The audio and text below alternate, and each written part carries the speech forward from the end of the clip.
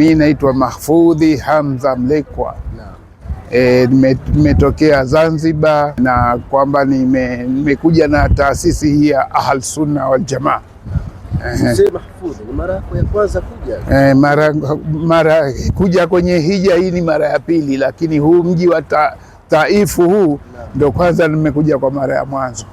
Unajisikiaje baada ya kufika mji mtukufu kama huu wa Taifu wenye historia kubwa ya dini ya Uislamu? Kweli bwana, najisikia kwamba niko katika furaha sana, kwa sababu siku zote nilikuwa nikisikia tu maelezo ya Taifu na kwamba Mtume alipigwa mawe kwenye mji huu, lakini nashukuru kwamba nimekuja kuona mwenyewe eneo hili ambalo Mtume wetu Muhammad sallallahu alaihi wasallam alipigwa mawe na kusulubiwa hasa. Nini unawaambia wale ambao wana uwezo wa kutekeleza ibada ya Mwenyezi Mungu, yani kuja katika miji mitukufu kufanya hija, lakini hawafanyi hilo jambo? Unawaeleza? Wallahi nawaeleza kwamba wenye uwezo wao bwana waje huku.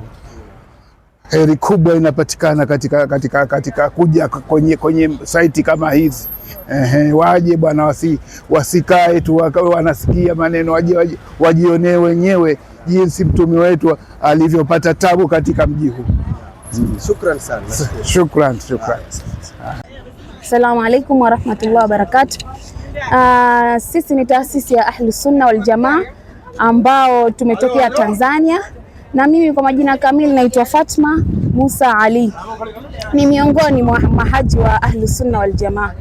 Alhamdulillah, tunamshukuru Mwenyezi Mungu. Tumetoka safari yetu kutoka kwetu Tanzania, mina Zanzibar mpaka Jeddah. Alhamdulillah, tuko salama, mahujaji wote sihaba wa kike wa kiume, na tumefanikiwa kuanza na ibada yetu ya faradhi. Tumeanza na umra, kwa kila mmoja tumefanya umra alhamdulillah, na mpaka sasa tuko wazima, na wengine tumefanikiwa kufanya sunna za watu wetu alhamdulillah, tunashukuru.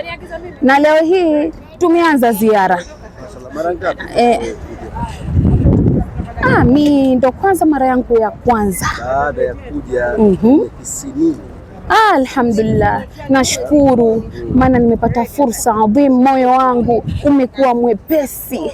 Yani alhamdulillah, na namuomba Mungu anijalie huu mguu wangu sio wa mwanzo, nije mara nyingi mimi na kizazi changu inshallah. Na taasisi ya Ahlu Sunna unaionaje huduma zao, taratibu zao, mafunzo wanaofunza? Alhamdulillah, tumshukuru Mwenyezi Mungu katika taasisi ambayo naona ni taasisi ambayo ina maalim, watu ambao wenye ilmu kwenye jambo la hija, basi ni taasisi hii inshallah. Tena ina maalim wakubwa kiumri, kiilmu, na wengine umri ni wadogo lakini wana ilmu mashallah, mithlu Abdullah ibn Abbas. Kwa jina naitwa Hamza Mahfudhi Hamza, ni hujaji katika taasisi ya Ahlu Sunna mwaka huu, na nimebahatika kusafiri na taasisi hii ya Ahlu Sunna wal Jamaa.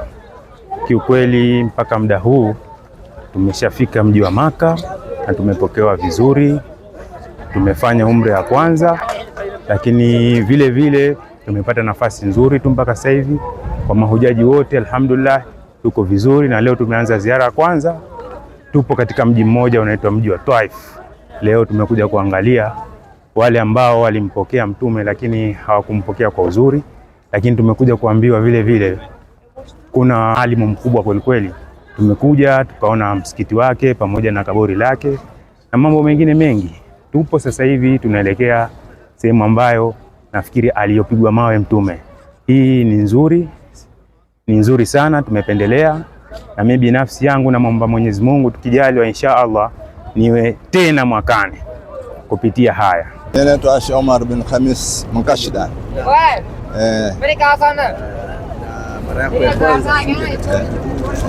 Mara yangu ya mwanzo kuhiji. Mara ya kwanza kuhiji ndio jambo la mwanzo. Jisikiaje baada ya kushuka tu ndege katika uwanja wa Jeddah kwenda Maka ukaona Al-Kaaba? Ndani nafsi yako ikisikia? Alipata furaha kubwa sana kwa sababu Waislamu wote tunaelekea huko. Sasa mimi nimekuwa live naiona ile pale Al-Kaaba, basi milioni nisisimka, nikaona jaziba, nalia, sema ya Rabbi, umeleta huko ya Rabbi, unitengenezee mambo yangu yote na watu wangu wote na wote wanaonagizia dua zao inshallah wafanywe makubuli inshallah. Nimefurahi sana katika msikiti wa Abdullah bin Abbas. Naam, naam. Wanachuoni wakubwa wanasema hibrul umma. Naam.